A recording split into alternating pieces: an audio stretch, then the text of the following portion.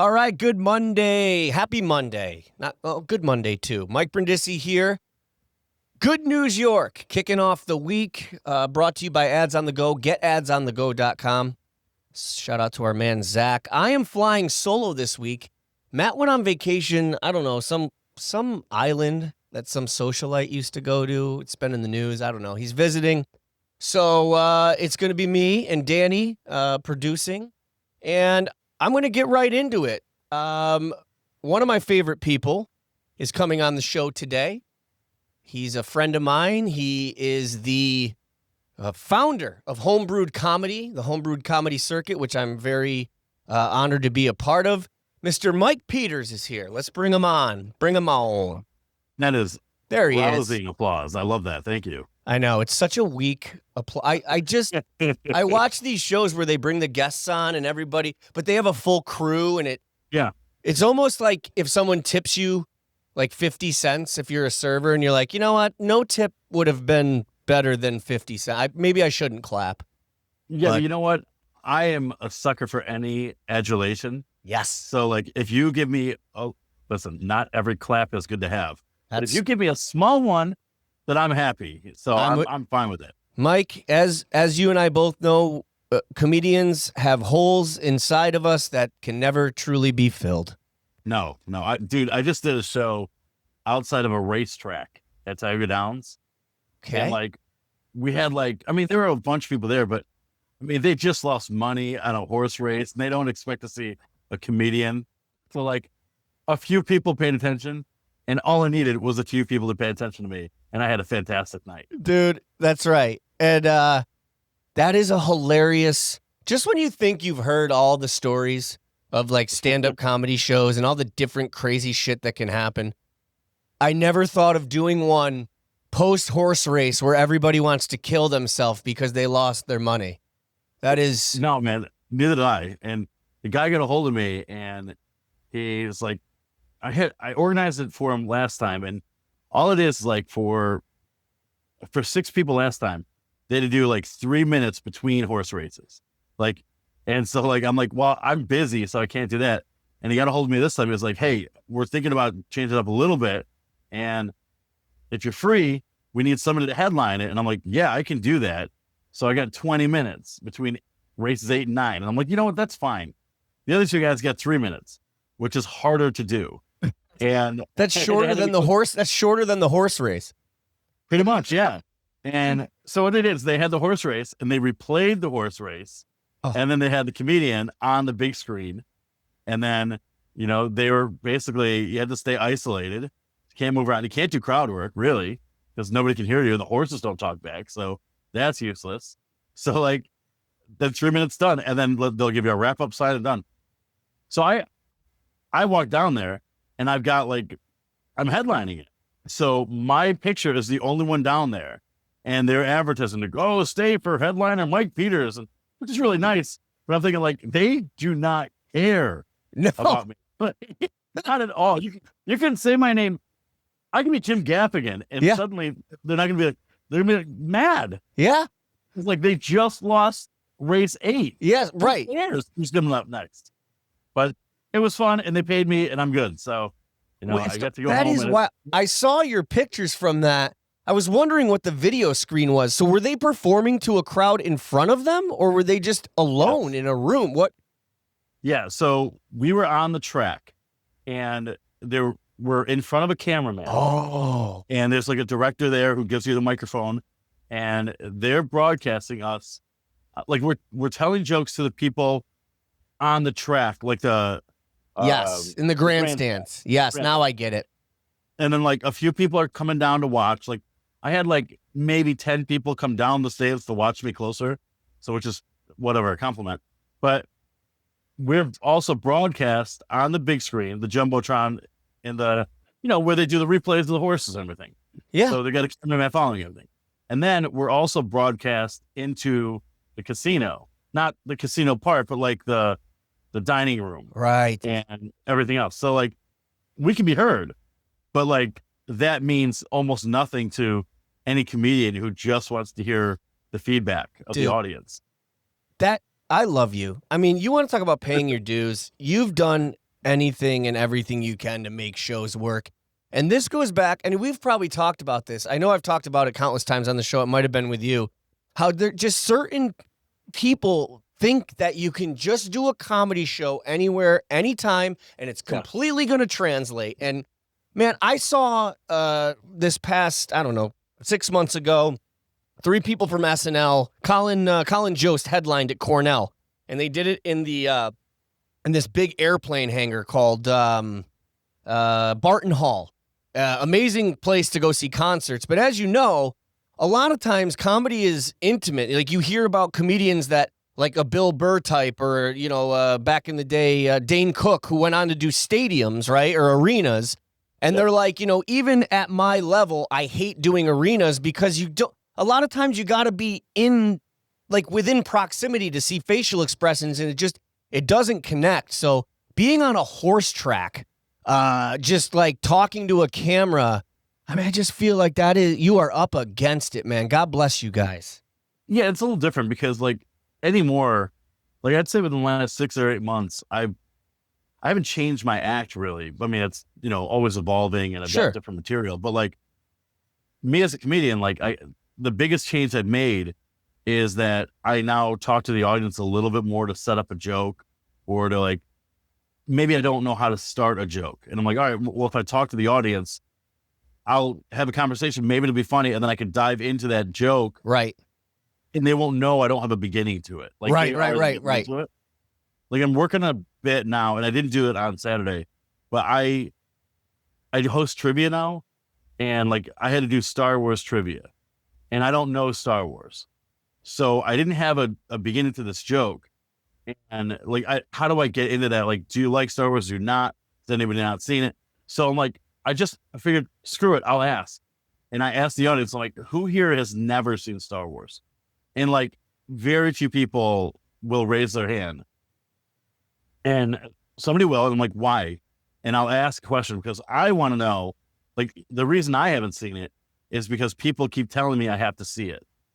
And it's like that punk rock, like yes, I don't want to be part of the trend. Yes. So I'm like, that's why, because this reaction, because you're mad right now, that's why I'm never going to see it. That's it. And the joke I wanted to start with is like, you know, and I think it's a good joke, but like, I've never seen Star Wars, but I've seen Spaceballs, which is the Cliff Notes version of Star Wars. Yeah. It's great. Like if I'm quizzed on it, I think I could pass the test. But if we get into conversation, I'm screwed. Yeah. So what happened was at the trivia, the joke is like, if you ever want to make a Star Wars fan mad, all you have to do is mispronounce something from their little fantasy world. And it's like, so I'm like joking around and I'm like, they have a thing, like a town or a borough or whatever, called Tatooine. Yeah. You know, and I don't know what it is, but I think it's a planet or a city on the planet, whatever. And the first thing I did at a trivia night, where I didn't write the questions, I had them written for me, was I had to say Tatooine, but I mispronounced it. And I called it Tatooine, which like everybody was mad at me. Yeah, you had a like, riot. Right away. And so like, I'm like, you haven't lived until you felt the ire of 50 dorks. Dude, looking at you. I'm 100% with you. Every time, like a lot of the guys I work with here are big Star Wars fans, and I don't make fun of them. I almost envy it. I'm like, it's like religion. Like I envy anyone who's religion. Like I wish I could love Star Wars, but I just don't. Do you know? Okay, so I don't think it's our fault necessarily. Okay. I think you and I, because you're 42, right? Yes. Same age. Yeah. So allegedly, I think we missed it. I think we missed it. Because if you think about it, Star Wars, like they were really big in the mid 70s, like to early 80s, right? That is true. We were born in 83. Right. So like, and then obviously the movies were always there, but like the resurgence was when we were in high school. So if we didn't latch on there, we were too old for the toys. 100%. Like so I think like we were like really into baseball, dude, or women or whatever. And Star Wars even then was still like a dork thing for me, at least. It was. So I think we just was like, my brother is 6 years younger than me, loves Star Wars. because he was like the prime age for the marketing. You are so. I think that's part of it. And then there's always that like, oh, I don't need to watch it if I don't want to watch it. You can't make me. Right. So but like we absolutely could have gone back. But I really think our generation, our age especially, kind of missed it a little bit. Dude, that checks out because I've also said before that, do you ever notice that like all your heroes, whether it's athletes or actors, whatever, singers, if you go back, you're like, oh man, all the ones that I'm like truly like obsessed with, right, are when I was like from 12 to 17. Oh, yeah. So if you miss that window with something, it's never going to catch on like it does with some people. I'll do you one better. If you could think about it, like let's pretend that you love your wife and your family. Okay. Whatever. Let's pretend. Let's just pretend I do. But okay. What do you think your favorite years of, like, if you can go back and repeat a couple of years, what do you think it would be? You could go live them again. Well, certainly not the newborn years. But I would say like right now, my son is 5 or he's 6. So I would say from like three to 6, 7, like, you know, with the innocence and the you know, hilarity. Yeah. I think for me, it's like it's the 12. It's 10 to 12. Okay. Because if you think about it, and it's kind of like that, we had no responsibility. Like all we had to do was go to school, come home safely, hopefully, and then play with our friends, watch TV. We had no girl problems. Nope. We had no bills to pay. We had no job. I mean, those are my favorite years. And then you go back and you're like, okay, well, that for me, it was like 1993 to like, let's say 96, 97, like that era. It's where all of my favorite TV shows are. That's where all of my favorite music is. That's where all of my favorite movies are. I mean, it's like that.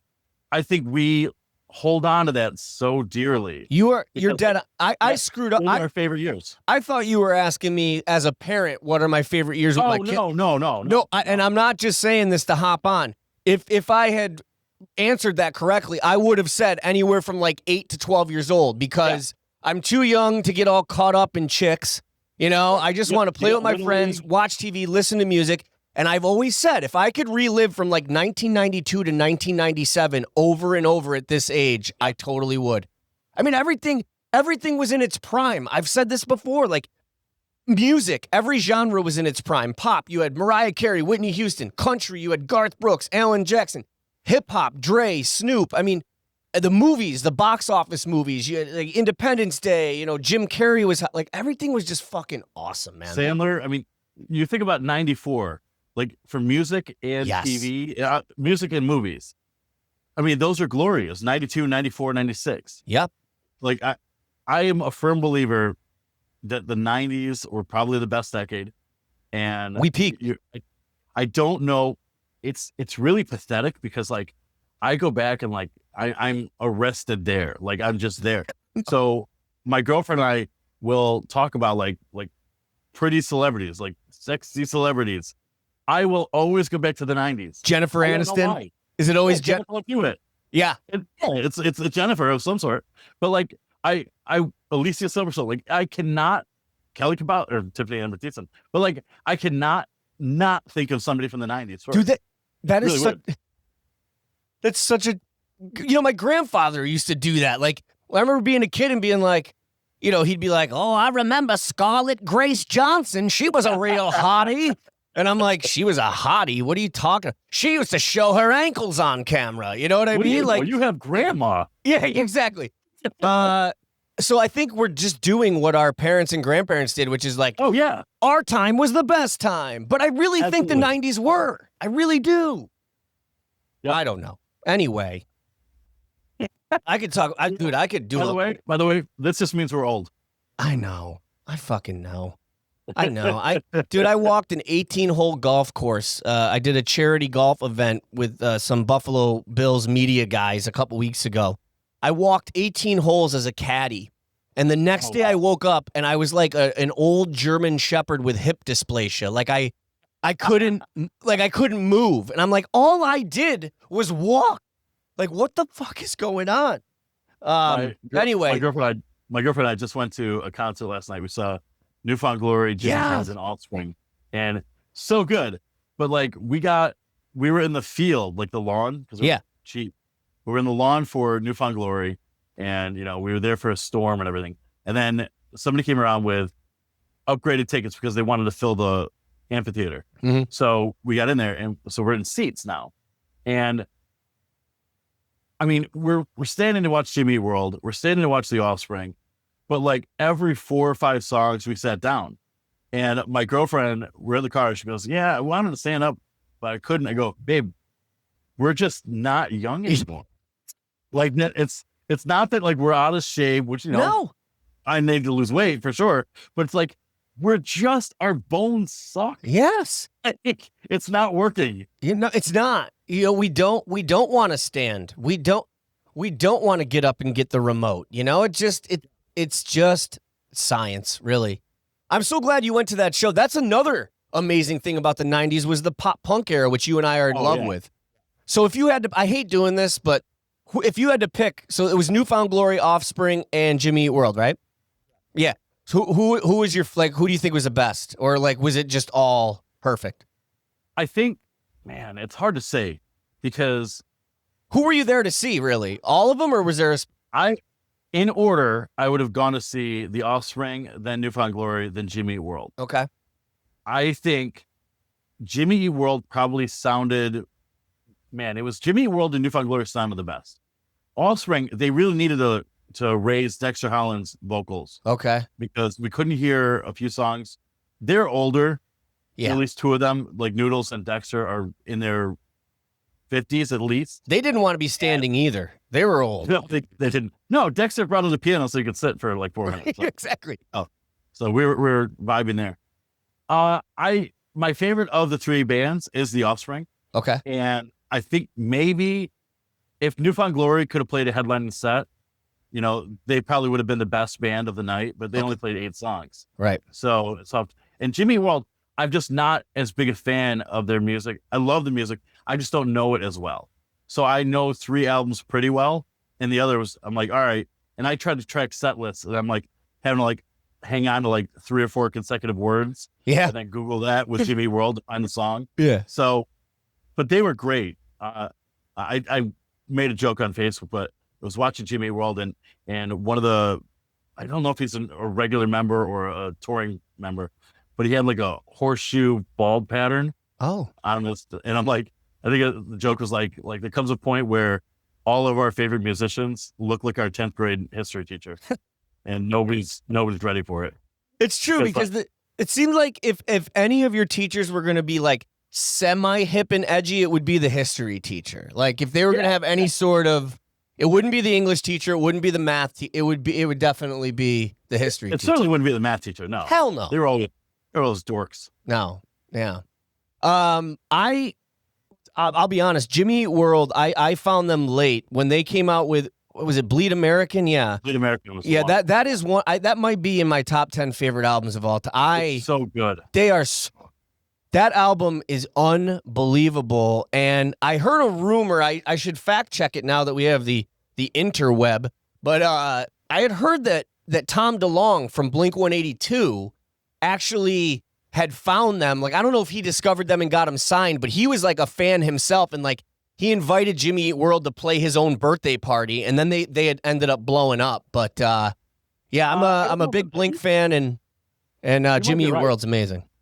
I know I think Tom DeLonge, Mark Hoppus list Jimmy Eat World as influences. So the timeline probably, it might sync up, but I'm not sure.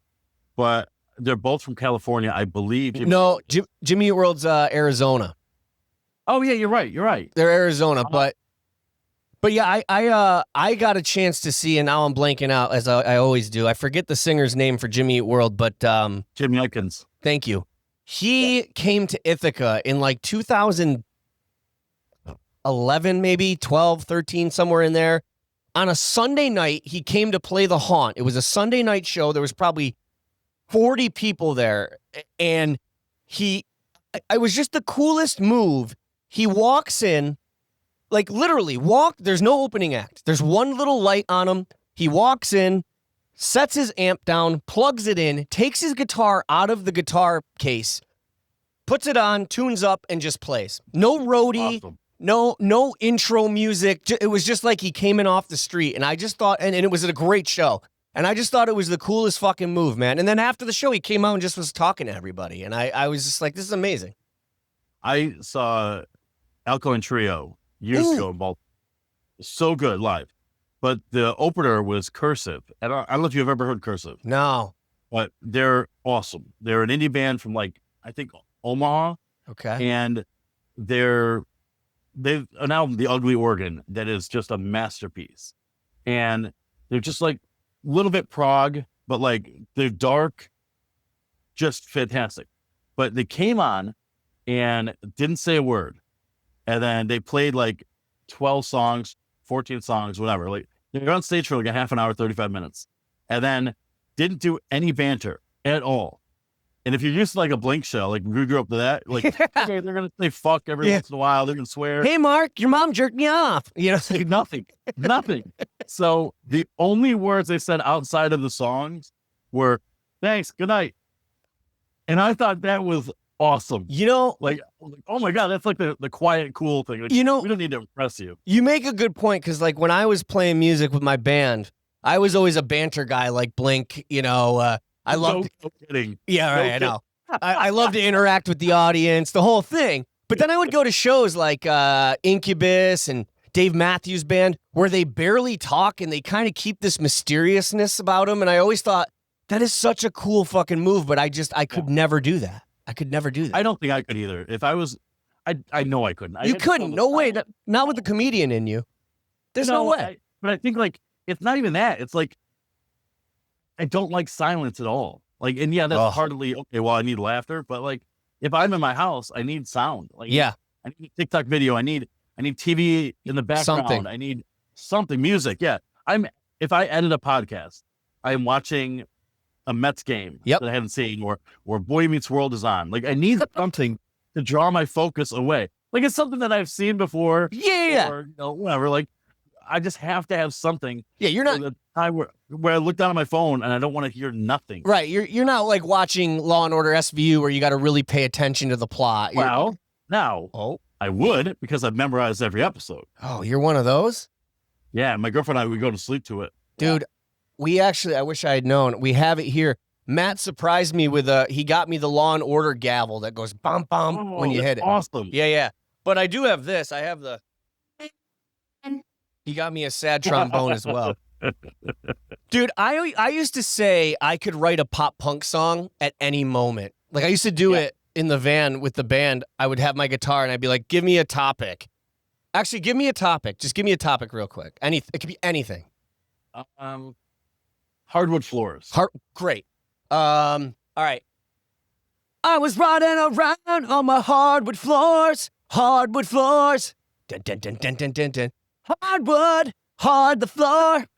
Hardwood. It's hardwood floor. All right, maybe that wasn't great, but You got the spirit. you just gotta get the hook in there, and then you're set. But also, I thought of a good way if you do another Star Wars joke. Just be like, maybe this is kind of hacky. I don't know. Just be like, hey, who here are Star Wars fans? And then whoever raises their hand, be like, well, now we know where the virgins are. I mean, that's a softball. But anyway, let's talk about what you actually came. Anymore. It used to be it. Now people watch Star Wars. They get laid because they've seen Star Wars. They actually fuck while watching Star Wars now. No. Okay, wait. My amazing producer Danny just brought this. Oh wait, hold on. Is it broke? Oh, did you hear it? Oh, that's awesome. I got to get you one. I'm going to get you one and send it to you. Oh, that's fantastic. But anyway, enough about my bullshit. Oh, I'm sorry. So you can see this. I forgot I had this. It's a hat that says executive producer. Dude, that hat is way cooler if you know what that's all about, because in that era, every great crime show, every great drama finished with executive producer Dick Wolf, and I'll go a step further, music by Mike Post. Do you know? Okay, so do you know what other famous show Mike Post did? Oh, I do. There's a bunch, but like the one that I'm thinking of is Go one of my ahead. favorite themes. Go ahead. Doogie Howser. Lum Doogie. Do do do do do do do do That's do. Mike Post. Dude, he was a fucking wrecking ball. He gets paid for dun dun. Dun dun. The whole He thing. makes money. Yeah. Oh, I dropped it. But he's getting royalties every time you hit that gavel. It's amazing. To be Mike Post. So the reason we're having you on, other than because we love you and we love Home Brewed Comedy, which it seems to be going great. I've watched the Home Brewed Comedy circuit kind of keep growing. I mean, I've been a part of it, so I've experienced it firsthand, but also watching from social media, seeing how much the roster of comedians has grown and the venues and how you're traveling farther. But you started to do these, and I think I'm saying it right, these Don't Tell comedy shows. Is that what's been going on? Yep, Don't Tell Comedy. So don't tell me, but actually tell me about these Don't Tell comedy shows. So they're secret shows. So they're running all over the nation.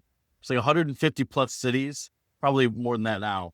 But basically what it is like you get a showcase. You got 4 or 5 comedians on a show, sometimes more, but usually 4 is the minimum. And you don't know where the location is. You don't know what the lineup is. You buy a ticket, $25, and on the day of the show, like 24 hours, you will get an email saying, hey, we're at Dunkin' Donuts on Main Street, let's say. And then you show up there at 6:30 for a 7 o'clock show, and you've got a sound equipment, lighting, you've got a nice little Don't Tell sign, and you've got 50 of your closest comedy buddies there to see the show. And it's just a really cool environment. And we're basically bringing comedy shows where they usually aren't. Right. Let me try that again. In English. We're bringing comedy shows to places that we're not used to seeing them. Did you just have a stroke? Are you okay? I had a lot of strokes. Yeah. Okay. Yes. It's been a It's fair. rough couple of years, but no, they're fun. The energy is usually really high to these shows. They're secret. So like the audience you get as a comedian, they want to laugh. They want to be part of this. Yes. They have no idea what they expect. You could have comedians, and I've booked comedians on the shows from Philly, New York City, Boston, and then Syracuse, like local guys too. So you never really know who you're going to see. And the good part with like I'm bringing one of the shows to Syracuse. Good part is like, you might get comedians who are at the Funny Bone at the show. Sure. Like feature acts, hosts, headline. I mean, I don't know headliners, but we'll see if they have time. But like, you have no idea who's showing up. But what you do know is that you're going to get a really fucking good show. That's awesome. And you know what I love about it too, other than, the whole gimmick of a Don't Tell is awesome. But it's very hard nowadays to create any sort of anticipation, unless you're like a crazy, like a Bill Burr or some huge comedian. At this level with up-and-coming comedians, it's hard to create anticipation because not everybody knows. So I just like that it creates this natural anticipation of like, oh man, who are we going to see? Is this something you came up with, or is this a nation? Because you said nationwide. No. How does that work? I didn't come up with this at all. So I just applied. Like my buddy Paul Spratt is a very funny comedian out of like the Wilkes-Barre. I think it's in Lehigh Valley now, but in Pennsylvania. He started working with them, and the business has been going for a few years, but basically created as a way to like, I don't know, bring some more excitement to the comedy landscape. Yeah. But he helped get me involved with this. I just started working with him in January, and I started producing shows in Binghamton, and I've done like 2 a month in Binghamton, and then I just got approved for Syracuse. So they've been on. In fact, they have, I think, 3 of the board members on Don't Tell have Syracuse ties. Like they grew up there or went to school at college. So university, I don't want to disparage it, but they're big proponents of like just a party atmosphere and professional, but they want to give people an alternative to club comedy. I love it. So like if you don't want to go to the Funny Bone and And I love the Funny Bone. I wish they'd book me more, but I love the Funny Bone. But like, if you don't want to go there and buy, wings, beer, and the cool thing with Don't Tell, a lot of them are BYOB. So you can bring a sick. 6-pack of whatever and go hang out in a yoga studio. And I mean, I've done shows in yoga studios, coffee shops, a jiu-jitsu studio, some bars, but like, it's just so much fun. Dude, the irony though is that, don't they know that that's kind of what the comedy scene has become, at this level, is like, because you were ahead of the time. You've done shows at breweries. You did shows at dive bars, you kind of did that thing, Yeah, but kind of. But their marketing campaign is much different than mine. They're a national thing. So like they've got a bigger instep than I do. And, it's frustrating because like I am running my independent shows at bars and breweries, and I love doing that. I'm still doing that. Yeah. But the difference between the Don't Tell is that I'll get people at the Don't Tell shows who don't know that comedy is happening in Binghamton, and I want to strangle them because like I've been working at it for 9 years and I haven't got through to that person, which is fine. People find comedy in different ways. And that's kind of the magic of Don't Tell, where, they have, they got a national campaign going. They've got a big email following. They have Don't Tell specials where people can find out about them, click on their link, follow them. You can subscribe to their email list. And so you can get updates on if and when the show is coming to your town. That's something I don't have. And it's just, they're different audiences. I mean, I love my audiences. I love the Don't Tell audiences, but it's like a behavior thing a little bit. Yeah. And I don't mean at the show, like both audiences are great, but when I'm setting up for an independent show, the Home Brewed show, I'm like nervous that people aren't going to show up, and they do, but they get there almost at showtime. Whereas the Don't Tell, they will get there a little bit before the doors are supposed to open. And I just want to be like, why can't you do that at my shows? I know. So I'm not nervous for another half an hour that nobody's going to show up and the comedians think I'm a failure and won't ever work with me again. Well, so they're a little bit different. I mean, I know there's a lot of reasons that I'm a failure and don't want to work with me again, but the audience could help me out. But it's just, they're two different things. And I don't know which one I prefer. Don't Tell is fun. Don't Tell is like, it's kind of like a shot in the arm. Like maybe a Home Brewed show didn't go as well as I want. I mean, it could be happening the other way around. Maybe Don't Tell show wasn't as good as it should have been. And every room is different. Every show is different, but I don't know. They're a ton of fun. And I love running it. That's gotta be frustrating when like you get done with a Don't Tell show in Binghamton and someone's like, this was fun. You guys should do this more. You should do comedy down here. And you should do this. You should be a comedian. You're like, bitch, I am. This is what I do. Like, listen, if you want me to do a show in your living room so you'll attend, I will do that. Absolutely. I just did a horse track. I know. I will do a living room show. Dude, I mean, that is wild. Listen, the Don't Tell thing though, which is kind of cool. It's like you're almost like franchising, but it's what I think part of the reason that maybe people you feel like you're getting a different and kind of cooler reception with Don't Tell is, and again, it goes back to what we just talked about, when I've talked about a million times.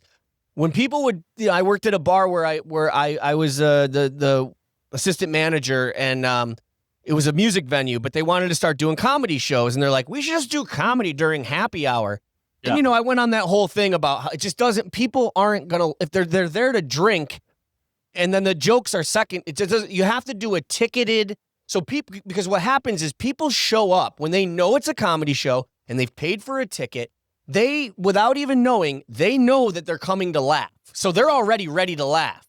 If you just pop up a show while they're drinking, they're like, what the hell is this? And it could work eventually. But so I think the Don't Tell thing, it creates that anticipation and it gets people excited. Like, who are we going to see? Let's get there early, and it works. And I think it's great. It is funny because like, I don't know if it's different in the audience, but like obviously if you're paying $25, you value your time. So you want quality, and typically when I do a show, like a free show at a bar or $10, we don't have people who want to sit in front. The don't tell, man, the people who get there early are getting there early to get a front seat. Oh, shit. Because they want to be part of the show. And that I think is different. And maybe that's because the don't tell specials they've seen or any of the clips online are crowd work clips. So they want to be a part of that magic. Mm-hmm. But like, I don't know, the energy is a little bit different. Yep. And I think a lot of that is the monetary value that you're placing because they are now invested and they're having a good night. Yes. Emotionally and financially. Yeah. Before I let you go, I mean, I want to hear about the shows, but I got to ask you, you talk about crowd work. So as you know, kind of the new thing, if you're a comedian, you've probably noticed that like crowd work is the new thing, you know, and a lot of the younger generations, I've been told, just assume that crowd work is what stand-up is. And I don't know if it's that drastic. Have you noticed, because, I mean, you see so many comedians with Home Brewed Comedy and the Don't Tell shows. Are you seeing a shift in more crowd work? A little bit, but I don't know if it's a cognizant thing. Like, I know there's some comedians who are actively working on it. Yeah. And the hard part for me as a comedian is like, and a producer, is you want, like, if I book you, I want like your 30 best minutes. Like I want A material because I look at anybody I book like a ringer. Like I'm always doing different things, different jokes because I've been here every month. Yeah, you're trying new stuff out all the time because you're doing it constantly. Right, because I don't want to give the audience the same 15 minutes that I did last month. And like I feel like I don't want them to come to the show and be okay with tuning out the first part of it. So I look at it like a comedian, it is incredibly difficult to get better at crowd work at an open mic. Yeah. So you can't, because the open mics largely are with other comedians in the audience and you know them. And it's very hard to do organic crowd work with people you know, especially if they're comedians and they're trying to out funny you. Oh, because you're not going to get anything from that. That's so, like worst case scenario is you call on someone in the crowd and they're another comedian. Oh man, I've had that at shows where, and Steve Brown is bad with this. He's not as bad anymore, but he is so supportive that like he will show up to the shows, and if nobody's volunteering for a crowd work piece, he will volunteer. And it sucks. Yeah, because you know he means well, of course. But it's like, dude, not you. Yeah, because like now you're a plant in the audience, right? Like it's not. I don't want to do this. So, it's not organic. Like, and he'll sit up front too, and I'm like, no, why are you doing that? Yeah. So anytime I see a comedian in the front row, I'm like you got to be kidding me. So like I almost like I'll try to make eye contact with everybody. Yeah. But like if I'm asking a crowd work type question, I'm trying to entice. Like I look over them. Yeah. And if I see their hand raised, like, okay, not you yet. So I'm like, oh, it drives me nuts. But like, so the comedians I book are trying to get better at crowd work and they have to do it at the shows. So I'm seeing them be kind of raw with it and not good with it. And there's nothing you can really do because like the only way you're going to get better is by fucking up. Right. So, and then even if you're good at crowd work, like you're not going to bat 1,000. Right. So I have seen like comedians definitely try to put a little more effort into doing crowd work, but I mean, I would say in your first 5 years, you're largely afraid of the audience and you have your material and you're hoping that it goes well and you're thinking too hard about it not going well to really throw in another variable and gamble on that. It's like, so the only way I've gotten better at it is by doing that leading question, like, okay, who hears that and why? And you ask another question and hopefully you trip on something funny and like, you just want to like, are you a Seinfeld fan?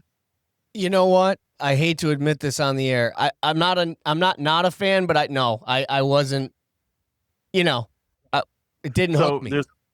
There's a little bit in the show where George is like bombing at these meetings. Like he'll get a joke to work, get a big laugh, and then he sticks around and tries to outdo himself. And Jerry's like, no, you got to end on the big laugh. It's showmanship. So with me, like if I get something to work really well in crowd work, it's like, okay, I have to retreat. So not like leave the stage, but like I have to stop doing the crowd work because if I get greedy and gamble, I might look like an asshole. Yeah. Yeah. Like, that's where I'm like, the comedians have to learn that a little bit more. And then eventually you can master it and like be better at it. And I'm not there yet. I hear that, man. And obviously same here. My whole thing with crowd work, like if someone was like, what would you tell someone who's going to branch out and do crowd work? I would always say keep 3 or 4 things in your back pocket that you can rely on, because you can't, you call on someone, they might be a fucking gem and it becomes a whole other thing. You might get a flat crowd that doesn't have much, so you can kind of steer that into it. And the other thing I would say is always be able, like, know your material enough to where you can, no matter how far down the hole you go with the crowd, you can steer it back to go right back into your act, and it's hard to do. But and I failed so many times, but my girlfriend would tell me, like, she'll come to occasional shows and she's like, your crowd work is the best part.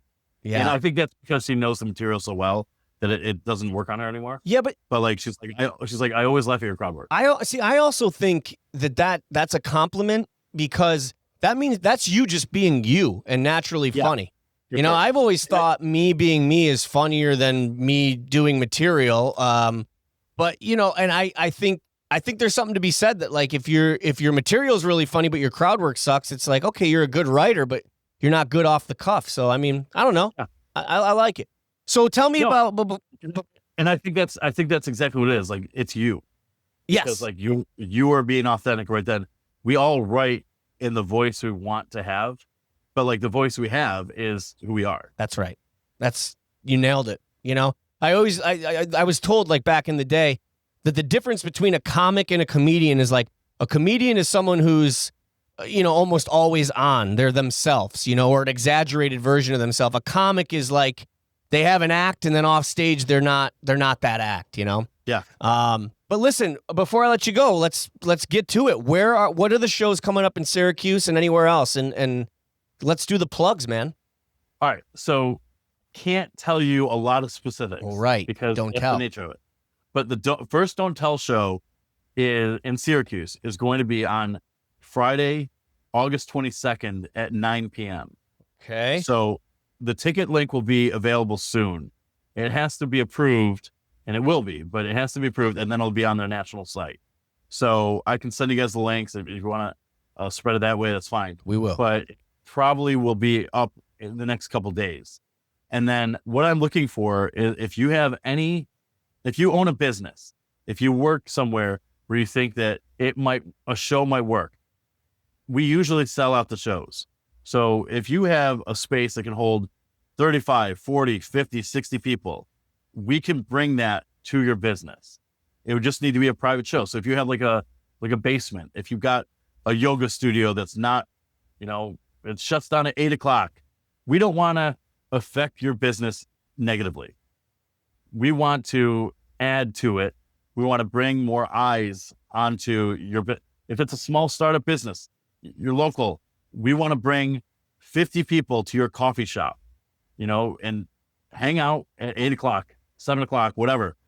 I'll work with you. We'll get everything handled and we clean up. Everybody's respectful. So it's been a lot of fun in Binghamton and we're doing really well. And Syracuse is much bigger with more people and a younger type audience. So like, I think it's a really good way to get people involved.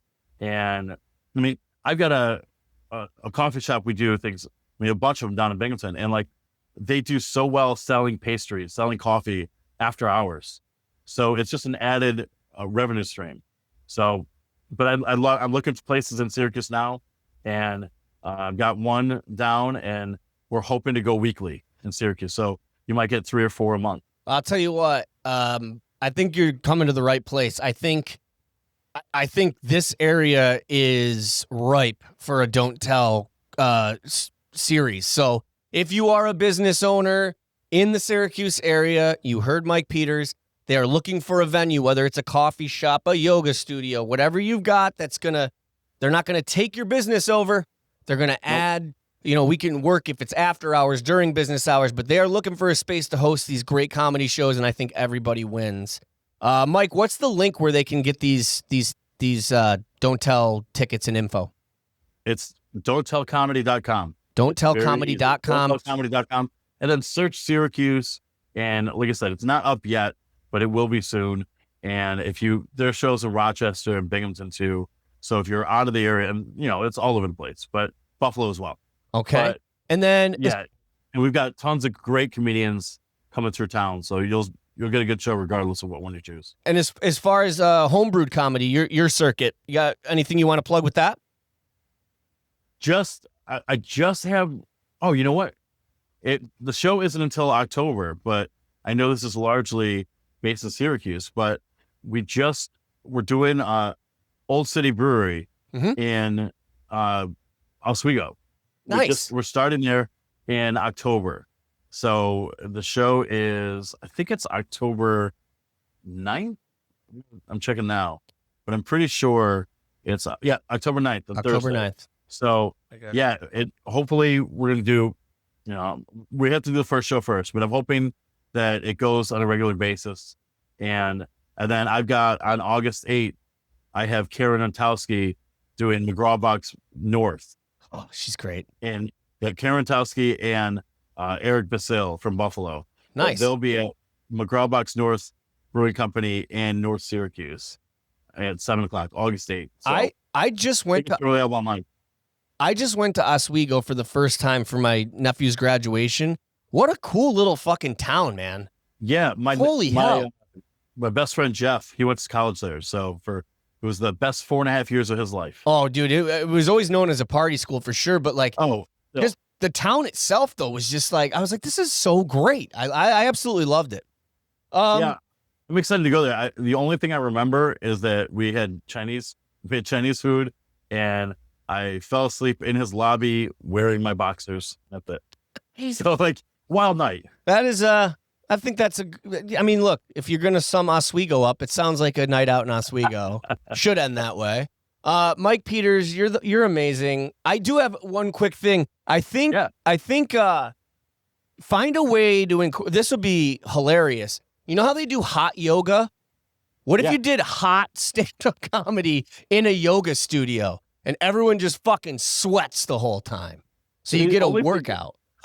The only thing I was told when doing these is my buddy Paul, he goes, yeah, the only thing you have to worry about is how hot some of these rooms get. Yeah. That's the only thing Don't Tell will get mad about, is if people are hot in the room.